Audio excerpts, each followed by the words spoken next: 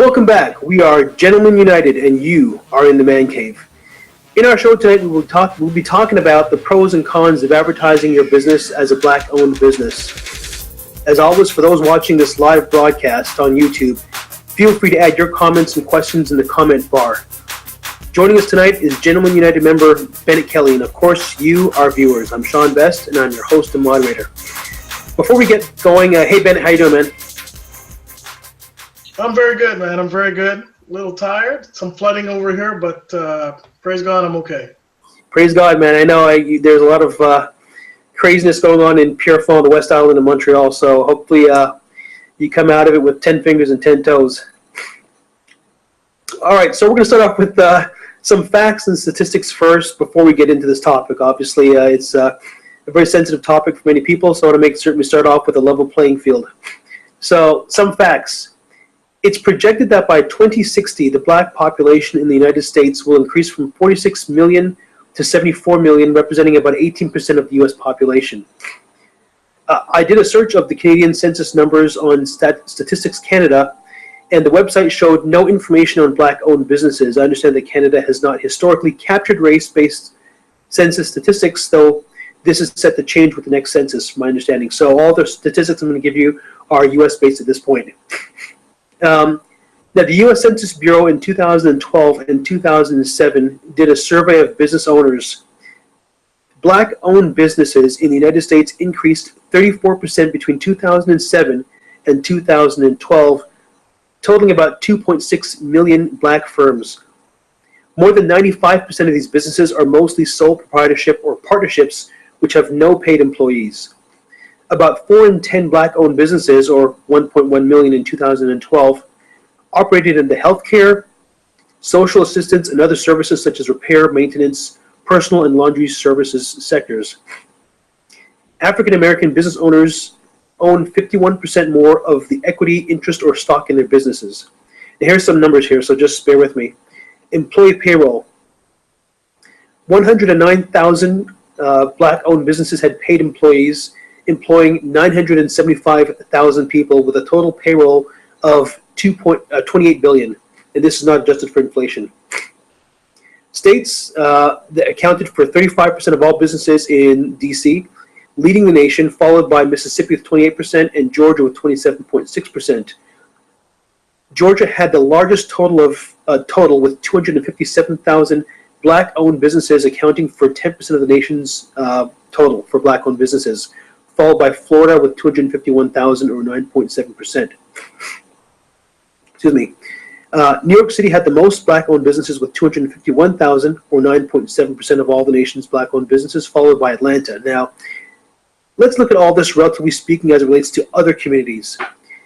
White-owned businesses create 56 million jobs, enough to employ 44% of the working-aged white population, with annual revenues of $13 trillion. In essence, they can pay every working-aged white American $102,000 per year.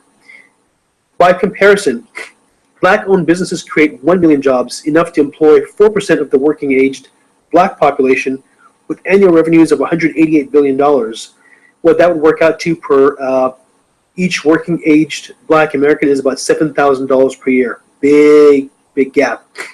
I've got some numbers here as well for Asian-owned and Hispanic-owned. Let's suffice it to say that of the four, black-owned comes in fourth place. Asian-owned can pay $67,000 per Asian working-aged Asian American, and Hispanic-owned can pay as much as $14,000 annually. So we come in at the bottom. All those numbers aside, now I'll put the links, by the way, in the low bar so you can go to see the references. These are all U.S. Census-based. I didn't pick this up off of any fake news sites. So they're legit numbers. But with all that said, Ben, let's get back to you now. So are you a business owner, and have you felt the need to advertise that your business is black-owned? I am indeed a business owner. I own a small tech company, and I've never actually had the need to advertise my company as a black-owned business. In particular because a lot of my business is word of mouth. Because my company is so small, I have to be very cautious about advertising because the level of quality of service that I give would be compromised if I got too many inquiries at this point. I do wish to expand sometime in the future, but at this particular juncture, I'm happy where I'm at. That being said, being in Canada, it's very, I can't remember seeing, maybe they are, but a business identifying itself as Black owned. So, I mean, even the West Indian, the Caribbean businesses that exist, they don't advertise themselves as Black owned. You know, if it's a restaurant, or I know some people who do taxes and whatnot, they never advertise that way. But I can see in certain instances that it could potentially be a positive thing to do, in particular when you're targeting a certain audience. Now I'm going to get to that in a moment because I have a bunch of questions that I want to get your thoughts on. So, going back to your business, you have an IT business. What products or services does your business offer, and are your clients consumers or other businesses, or both? It's definitely IT. Obviously, IT is such a vast field that you can't offer everything, particularly when you're a small business.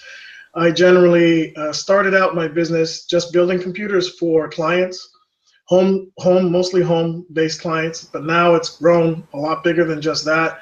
I do some network security, integrating different systems, Linux, Windows primarily systems. I build small office servers, a lot of upgrades, virus, malware removal, consultation on hardware purchases. It runs the gamut now. Okay. And your business, it's local, or are your services sold or delivered on a broader scale? Oh, I'll just not to cut you, but I will answer the second part of that question that you asked me, and it's flying by my head now. But my business is local, but now I actually have clients in New York City through a connection.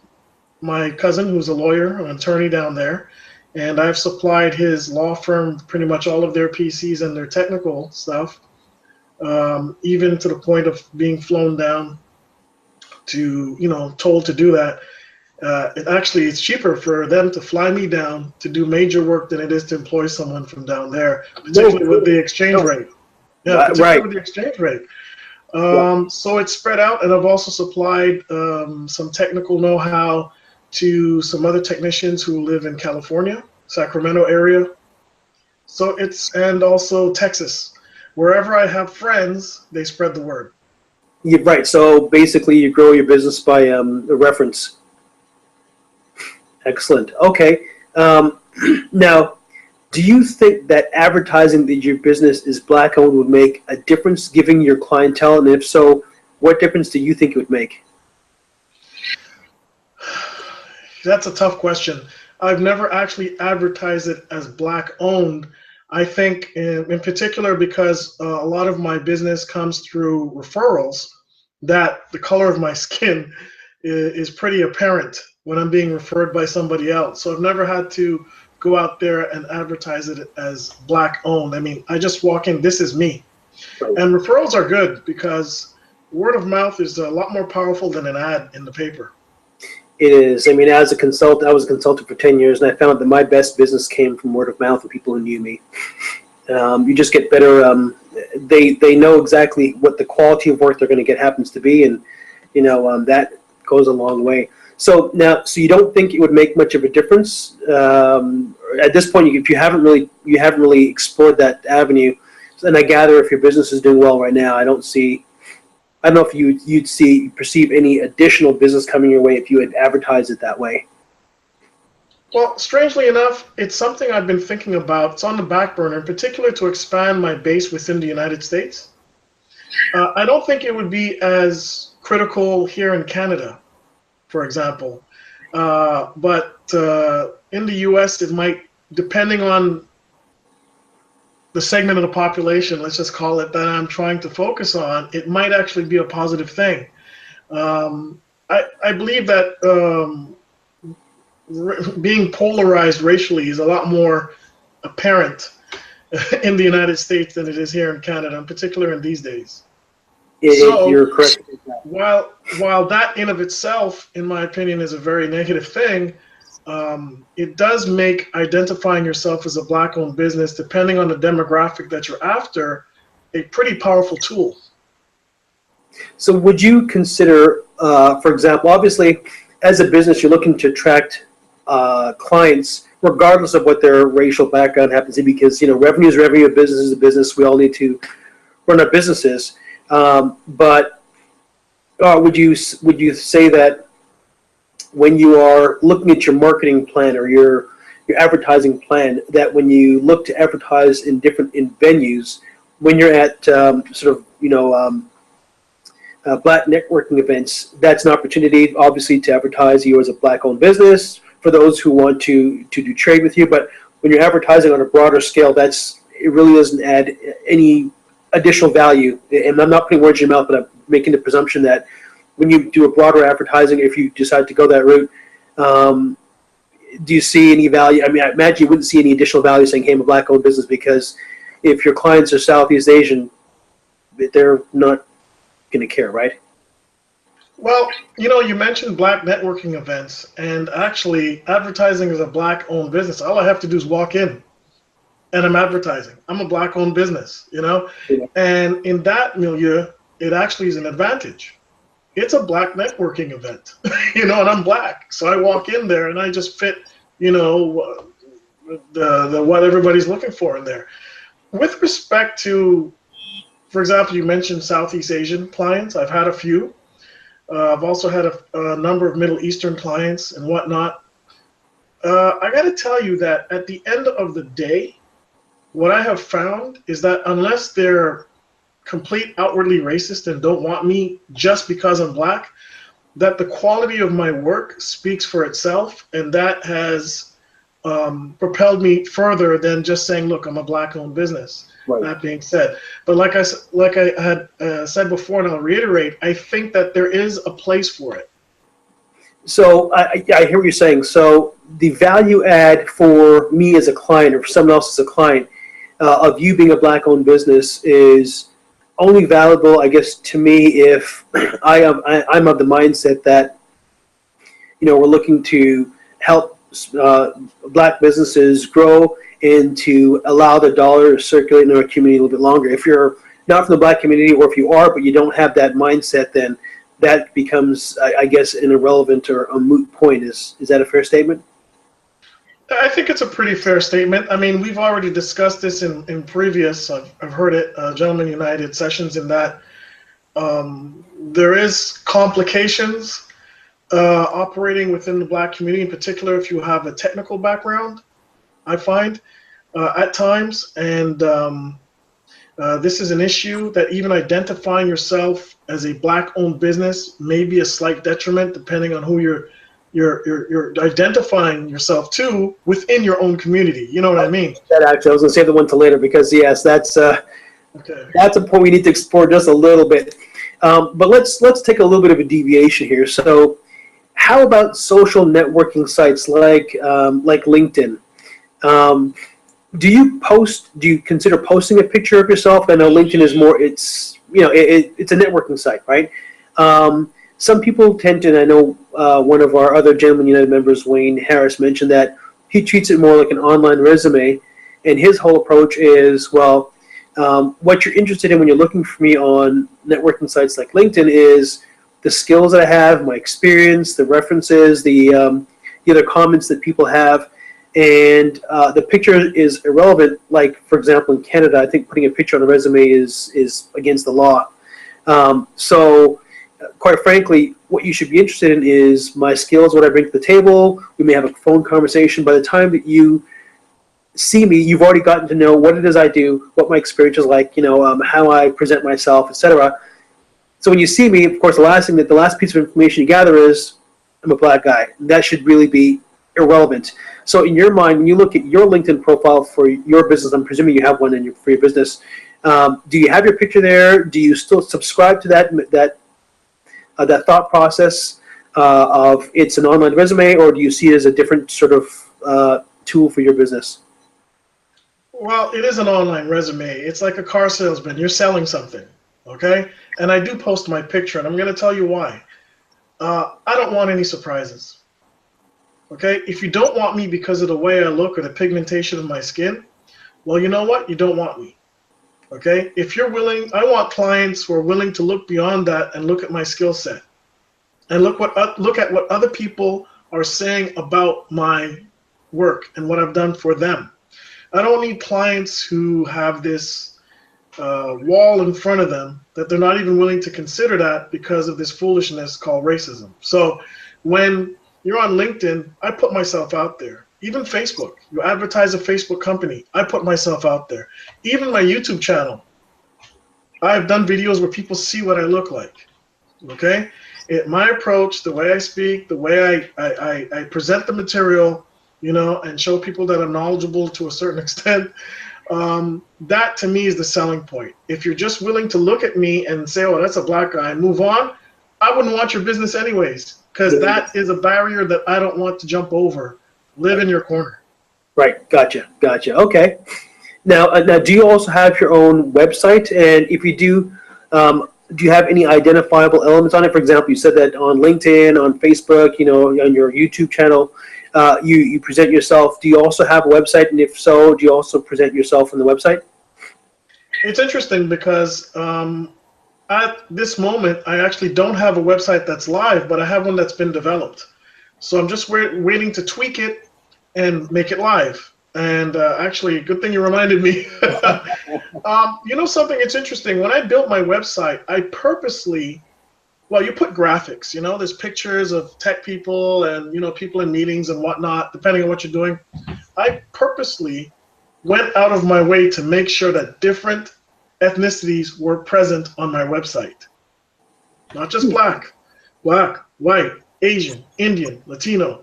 I want them all there because that is almost you're telling you're presenting something and you're speaking very loudly in a very quiet way. You know what I mean? It's kind of an oxymoron, but I'm showing people that this business is for everybody. Right. It's the United Colors of Benetton. Exactly.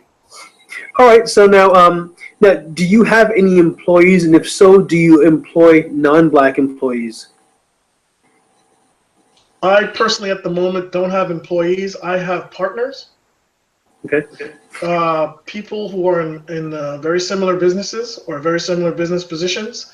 And if I need somebody, I can always call. I have two in particular that I can call at any minute and say, hey, I'm going to do a network install of 12 PCs. You want to come with me? And, you know, they're not my employees because I'm quite generous with what they get paid. And they actually, the two closest to me, one is Greek and the other's black. And I've known these people for over 30 years. They're my friends. I trust them. They're true friends. I don't play around with that word, okay? I know friends in business don't mix, but what I'm doing is another kind of a mental point that I have in my mind is everybody has to eat. Everyone's got to eat, and you have to. The people that you bring along on the job, you have to be able to trust when your back is turned. So obviously, you know, I'm of the same mentality. You know, it's very common down here. Probably, I don't know if I can say more common than in Canada, but I see a lot down here when people come on to a job, particularly at a hiring manager level. They tend to clear out the old guard, and they tend to bring in their crew, they recruit their crew because these are people they can trust and they know they can get the job done. So that's a very common thing down here. So you actually being is important to people who you obviously know that, you know, they know where the friendship line is drawn when you walk into the office 9 o'clock, and when you walk out at 5, everyone goes for a beer, right? But they know that once you're in the office, you know, you got to knock it out. All right, so, okay, what are some of the concerns that you think that black-owned businesses face when making it clear that a business is black-owned? Is it founded in fact, or is this a non-founded concern? Wow. It's founded in a little bit of both. It's not black. Excuse the pun, but it's not black or white. It's it's founded a little bit in both. I mean, let's be real. The situation as it exists right now, it's real. It's in your face. Okay. Stones have been unturned. People have crawled from under them, and people who before may not have had a voice have a voice now. Okay, not a good voice. So that's there. But given what I've seen, I've spent a lot of time, for example, in Houston, Texas. And contrary to popular belief, Houston is becoming a very cosmopolitan city, if it isn't already. Okay, last city to integrate in the South. Okay, as far as I know, one of the last.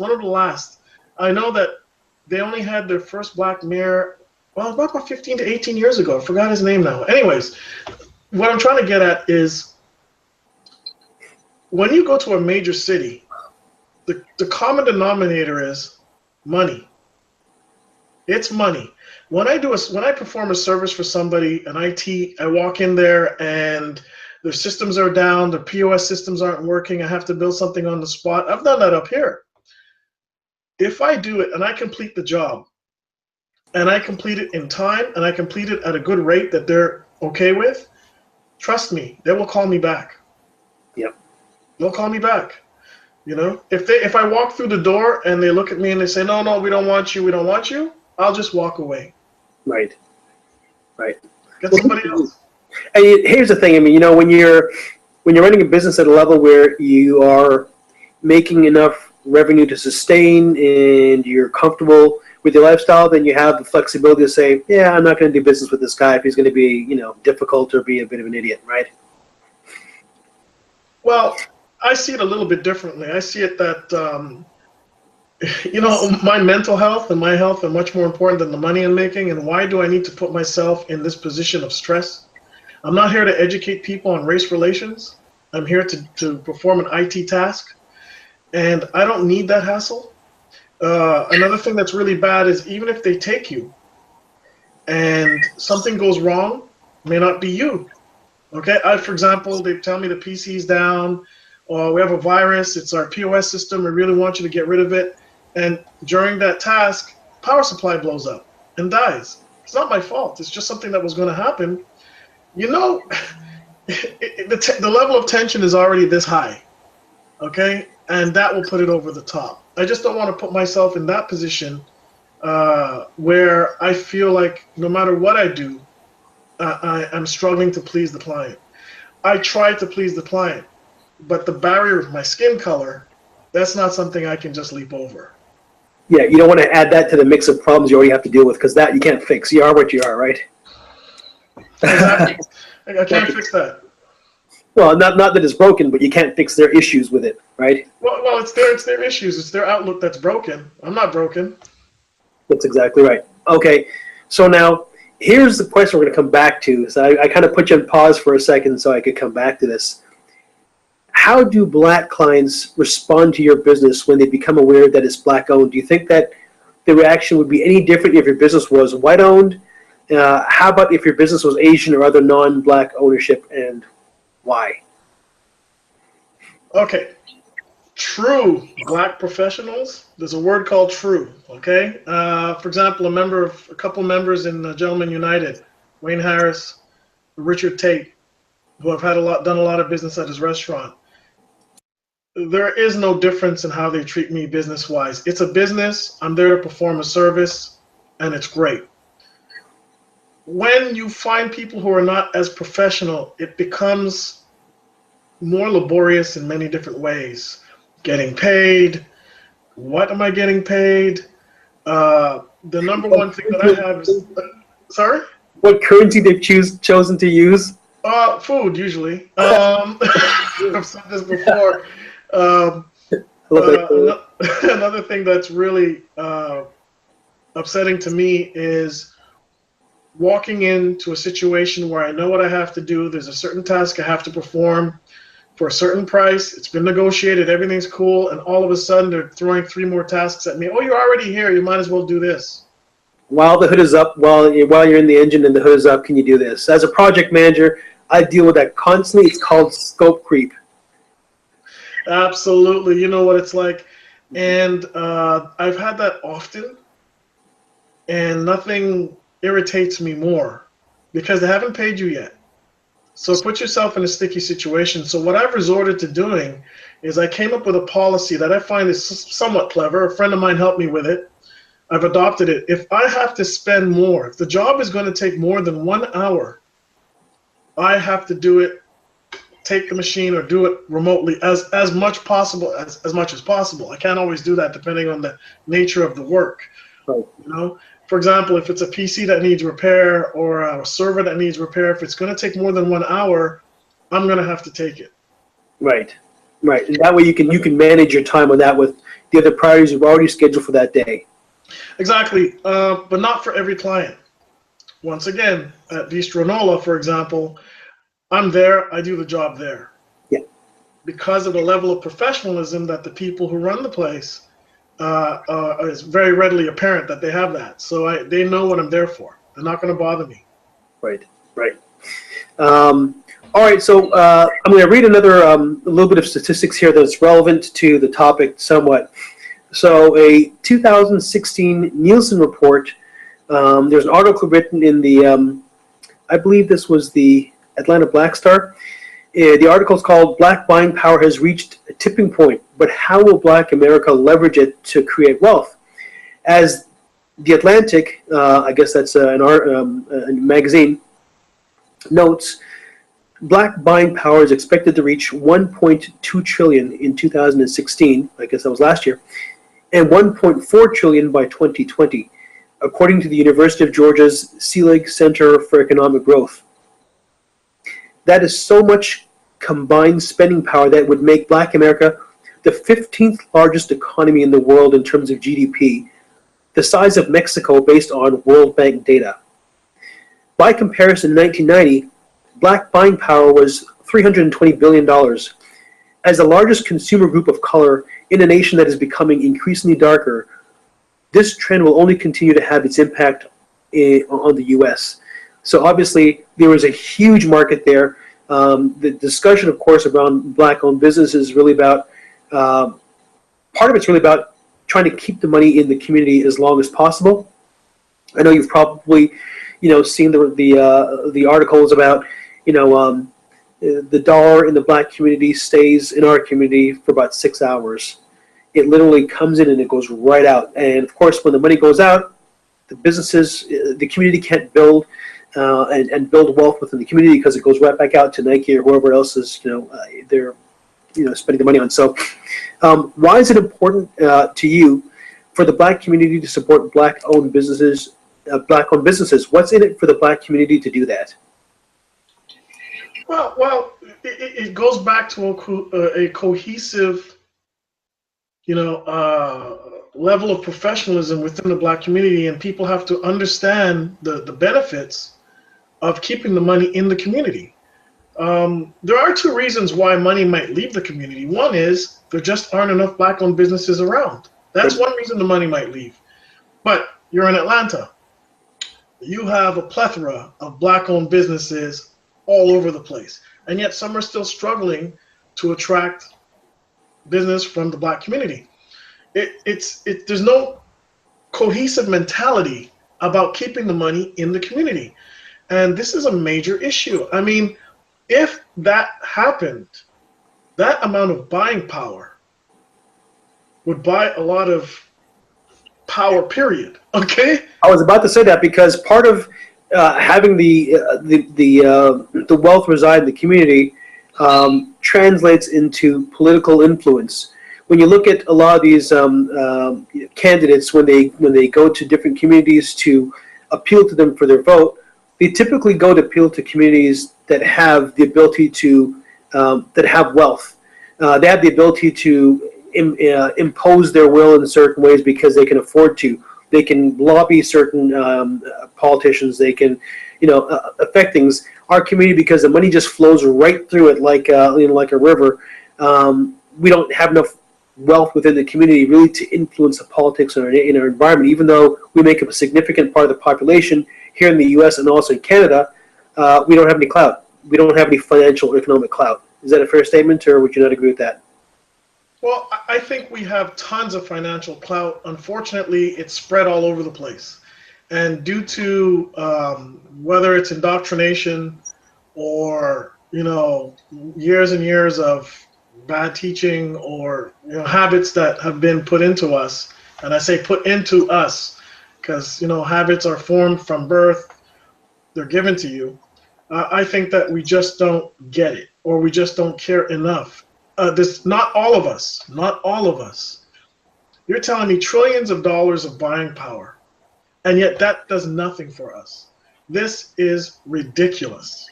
Absolutely ridiculous. And this is the problem. It's bringing everybody together to understand and realize. And of course, it's not just the consumer, it's also the businesses. Perform at a professional level. Perform at a level that will make even other ethnic groups say, hey, I got to do what they're doing. Too much times we copy. And when there's innovation, it's on a small scale. And innovation is not supported as much in our community as other communities, for example. We buy the innovation from the other communities. But when someone comes out, I saw a little article about these two women who came out with these sneakers. And they were really nice. Very nice design, very good. Why aren't they millionaires yet? Somebody's going to steal it from outside the community, the idea, and we will go and buy their sneakers instead of the sneakers from these two ladies. I think there's a lot of truth to that. I think part of it really is having an appetite for risk. So when I mentioned the earlier stats about white-owned businesses creating 56 million jobs with annual revenues of $13 trillion, I think of Microsoft, I think of Google, I think of Facebook. Those are people who went out on a limb and took a risk to do something. The guy at Facebook, Zuckerberg, I don't think he even set out to do that. He was at Harvard, sitting in his room, said, hey, this would be a great idea. And it dawned on him as he built this thing that this could be a business. And for the longest time, he made no money until, of course, they went IPO. But it seems to me, from what I've seen, and look, I can't claim to have seen it all, but Black-owned businesses, generally speaking, don't seem to have the same level of tolerance for risk to start off an entrepreneurial effort from scratch as perhaps white-owned businesses do. Now, maybe I'm wrong about that. Maybe the difference in the numbers has simply to do with the fact that we make up less than 12% of the population, and the white population makes a larger percentage. I don't know if that's the case.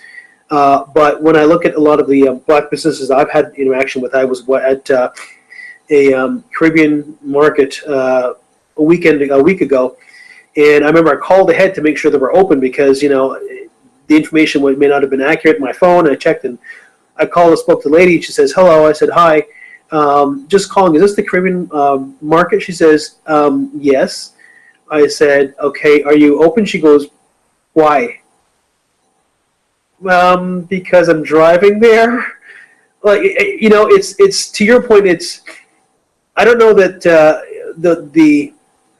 the perception of level of professionalism appears to be as important to certain people. I mean, I guess her community typically is the Caribbean community. We know how we treat each other. We're very laissez-faire for the most part. When I got there, she's very nice. I love the products that they had. I bought a crap ton of stuff because I drove long distance to get there, and I wanted to support her business. But talking to her on the phone, I was thinking to myself, did I call someone's house by accident? Because it didn't sound at all like I called a business. Well, yes and no. Yes, the level of professionalism seems like it's less, but remember, we're a much smaller percentage of the population. I mean, in the non-black community, outside our community, there are very low levels of professionalism do exist as well. I've seen it at stores, for example, for hair care products and whatnot, not owned by blacks, and the level of, they don't want to serve you and this and that. But what neighborhood are you in? You know what I mean? Right. I just think it's unfortunate that we have to almost reach a higher level in order to be, considered on par. And another thing I have to add too is, remember, starting a business, you're not the one who made the rules. You're following someone else's rules. Okay? So when it comes to getting loans and all this other stuff, for a lot of people of color, the rules are kind of stacked against them. You understand, the institutional racism and whatnot to get things started. So that might be part of why it seems like we can't absorb as much risk. You know, there is greater risk because statistically, we're just not treated as well with respect to, you know, financial help, you know, starting a business and whatnot. If you have some kids who live in a depressed area, having this fantastic idea, I mean, the idea is just, you know, out there, and walks into a bank and pitches it, and it's the greatest idea. Where do you live? Boom. Oh, well, can we give you the money? You know what I mean? So I think that's a big issue. And well, on that note, would there not be some potential for, in a community where the money stayed in the community a little longer, and the wealth would build in the Black community, especially in bigger cities where there's lots of new ideas? For example, Atlanta is a hub for a lot of it's a tech hub. It's sort of the Silicon Valley of the East. There would be theoretically more money in the community to loan out or to invest in other ideas. To your point, you know, where you have students who are from the Black community but may not have access to the funds. Obviously, when you go to the bank to apply for a loan or to get investment funds, they do a credit check, right? And some people, of course, would do fine the credit check. Some people would completely not do fine at all, and that idea kind of goes by the wayside. So now some people might say that advertising as a Black-owned business and focusing some of your marketing efforts on the Black community might be considered racist. What would you say to them? Have you seen Cosmopolitan magazine? No, I remember. Okay, I remember. I think that's definitely not racist. You are trying to attract a particular demographic. Everyone does it. People who make, you know, the big 40 ounces. Who are they advertising to? They're advertising on Black networks, predominantly quote unquote urban areas. Is that racist? It's not racist. It's you have to, if I'm going after women 20 to 35 years old for a new cosmetic product, am I racist, or am I being dismissive of all the other women who are less than 20 or 50 or 65? No, it's not being racist. You listen, you sink or swim. You're in your own business. You sink or swim by what you do. Okay? So I don't believe in that. I had an incident where I worked with this girl. Actually, I went to school when we're at Dawson. Mm-hmm. Yep. And we were looking at Ebony magazine and Jet magazine. And she walked up and she looked and she goes, "But those are racist magazines. It's all Black people." I'm like, yeah. Cosmopolitan isn't? Like, you already admit that you read Cosmo and Home and Garden and all this stuff. Back then, try to find a Black person in Cosmopolitan magazine. Now it's a little bit different. But you know, that mentality is just no. You choose who you want to attract. Right. Okay? End of story. Right. Well, there you go. I like that answer. Now, I guess last question here as we start to wrap up here. So, what do you think the future of Black businesses look like? Given the statistics I read earlier, some of the facts, what do you think the opportunities are? Maybe some of the potential obstacles are for Black businesses going forward at this point? Well, I think Black business as a whole, irrespective of what country you're in, Canada, United States, we're the biggest trading partners, I think, in the world. I think there has to be a more cohesive approach, knowing that we are Black businesses, or predominantly Black businesses, or whatever you want to call it, and recognizing it and elevating each other and keeping the money within the community, right? I noticed recently that there was a number of new Black-owned banks that opened up. This may be the spearhead in the beginning of this, you know? Yes. If the community would say, hey, we're going to put our money in a Black-owned bank, right? And that bank grows very large and actually has good services, you'll see a lot of non-Blacks put the money there as well.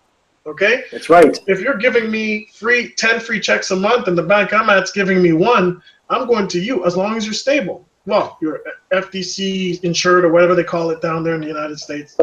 So you're good to go. I just think that there needs to be a recognition from our community that there are people trying to do better and offering services that are very high quality. And I think on the other side of the fence, there are the service providers who need to, if they haven't already, step up their game and maintain a high level of, high quality of service. There's a couple of links I'll attach to this video. One is a black-owned bank here in the United States that opened it recently. It's an online bank, so anybody can join. They're a fledgling company, but they've started up and looks pretty good. So I'll attach a couple links to this video in the iBar that'll kind of scroll across the top here. And also there was another YouTube clip that I saw of a couple. They're both MBAs. One was from Harvard, and I forget the other one was maybe from the University of Michigan. I forgot. And they decided that for 1 year they would buy everything from black-owned businesses. Now, there's certain things, of course, like their mortgage was already with the bank, and so they weren't going to pull their mortgage and put it in another bank. But things like groceries and other services. Now, there were certain services they could not find black-owned businesses from. But for the most part, they did their groceries, and they had to travel across town. So some of the challenges, of course, with buying black-owned is that they're not always easily accessible, and you sometimes have to go out of your way to go to them to get these services. So obviously there's opportunity there for black-owned businesses to look at creative ways to get their products and their services to their clients, including black clients, all clients, but include black clients, to make it easier for black clients to utilize and patronize their services. So I'll include that link. That was a very interesting video, and it was very eye-opening. Well, look, it's supply and demand. We're in a society where it's all about supply and demand, right? If people would get together and demand these services from black-owned businesses, people would jump and say, hey, there's a market there. Just what you were saying about risk. If you know the market's there, you know it's there. That's less risk. It's waiting for you, okay? Let's have a grocery store or a chain of 2 or 3 stores in neighborhoods that aren't serviced by a black grocery store, okay? And let's have the people frequent them, right? And I think that's it. I mean, there has to be an environment that's created supply, demand. Demand, unfortunately with us, the demand has to be there first before we can get the supply, well, which is not always in every business.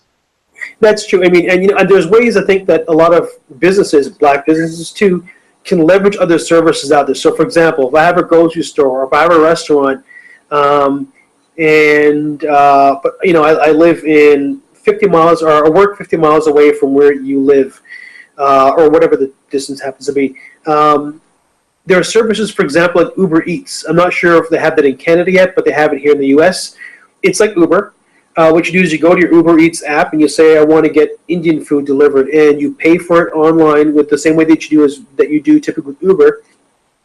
It has the menu, it has the restaurant, you pick up the items that you want, and they deliver it to your house. You don't hand any money to them because it's all handled online with your Uber app. I mean, there's opportunity to partner with other businesses that will help you get your product from point A to point B without having to build that infrastructure yourself, and you can still operate as a small business. But I think a lot of it really is, as a business owner, black business owner otherwise, you have to be able to think creatively. You have to be able to think outside of the box, because you may have demand out there, but you may not know it, or they may not know that you exist. Somehow you have to find a way to get your name out there. If people have the Uber Eats app, they can say, hey, oh wow, soul food. There we go. Sean's got soul food. I want to have, colored greens and catfish and fried catfish and hush puppies. Enter, credit card, send, they deliver it in half an hour. That's the way that, it makes it easier for me or for you to patronize my business and to support a black business without you having to get in your car and drive all the way across town to get your fried catfish. Well, exactly. I mean, look, there are niches that still exist by the dozens. Uber was one of them. Mind you, Uber is a lot more invasive than Uber Eats. You know, in some cities like Montreal, I mean, it's a war trying to fight Uber. Lyft isn't even here. You Oh, know, this is it. as far as I know, I don't think Lyft is here yet. I'm not sure. I could be wrong, but Uber is here. But they've had to adjust their rates upwards because the taxi drivers were very upset about, you know, Uber undercutting them. That being said, Uber is interesting in that you can actually dedicate a weekend to Uber and make some money. I know people who do that.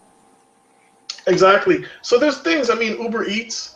I could even think about, for example, a service where Uber drivers would actually go and pick up the takeout for you. Well, that's what Uber Eats is. That's what Uber Eats is. They're Okay, the so drivers, and that people excellent. bring it to you.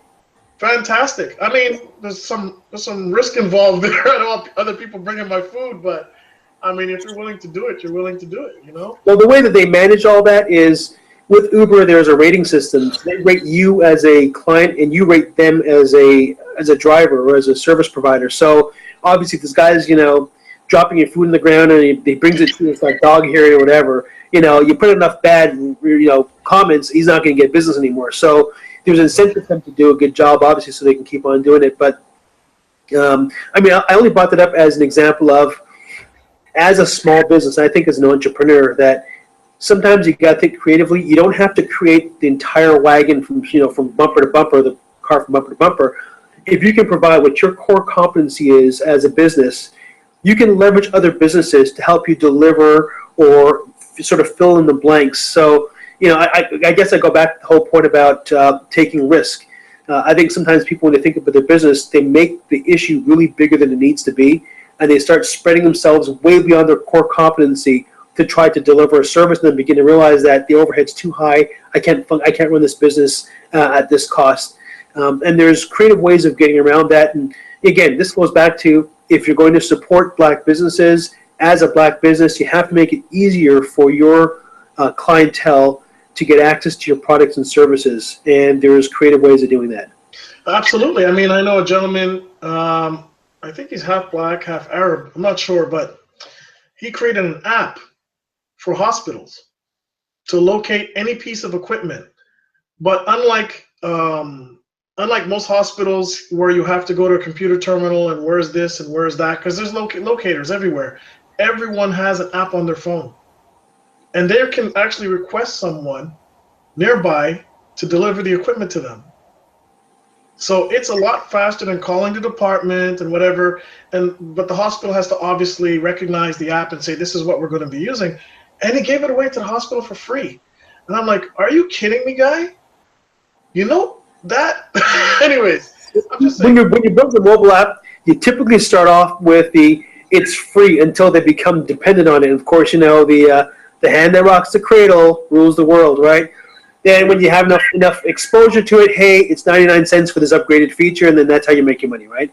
Exactly. Like he might upgrade it with like tracking or other different things, and how long we spend at one place, more statistics and whatnot. Yeah. Well, that's like you said. That's how you reel them in, And then after you reel them in, it's done. Nickel and dime. All right, man. Listen. Anything else that you want to say before we wrap up here, Bennett? Not much, except that, in a nutshell, I think we have a ways to go. But this advertising as a black-owned business would work much better if the playing field within our own community, everybody was on the same playing field. Okay. If you feel to eat and you want Chinese food, go to the black-owned Chinese food versus somebody else. Now, I have to put a disclaimer. I really have to put a disclaimer. I'm not stating that we will buy and frequent black-owned businesses at the exclusion of everyone else. No, I'm more for a level playing field and to inform our community that the business opportunities exist.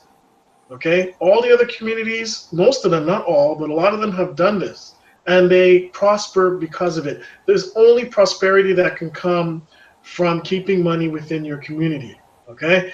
Not at complete expense of everybody else. I mean, in the Jewish community, the Asian community, they still frequent businesses outside of their own community. All right. So I'm not saying that we're doing this exclusively. I'm just saying we need to do it more. In Canada, I did find a couple of links, which I'll include in the low bar. There are the Black-owned business network in Canada. I'll include the link there. So anybody wants to take a look at what's happening in Canada from Black-owned businesses, if you want to take a look at businesses you like to frequent. There's also the Black-owned business directory, also in Canada. So I'll include that link in the low bar. But that's basically it for the show, guys. If you enjoyed the show and want to see more, join our public Facebook group called The Man Cave by Gentlemen United. All of our shows, tons of additional content like I mentioned just now, and invitations to future shows are posted there. You can add to the conversation and suggest future discussion topics you'd like to see us tackle. Please like, share, and subscribe by clicking on the Gentlemen United icon right here-ish. If you enjoyed this show and want to see more, click here. Thanks again for joining Gentlemen United in the Man Cave. Enjoyed the show? Like, share, and subscribe. And thanks for joining us in the Man Cave.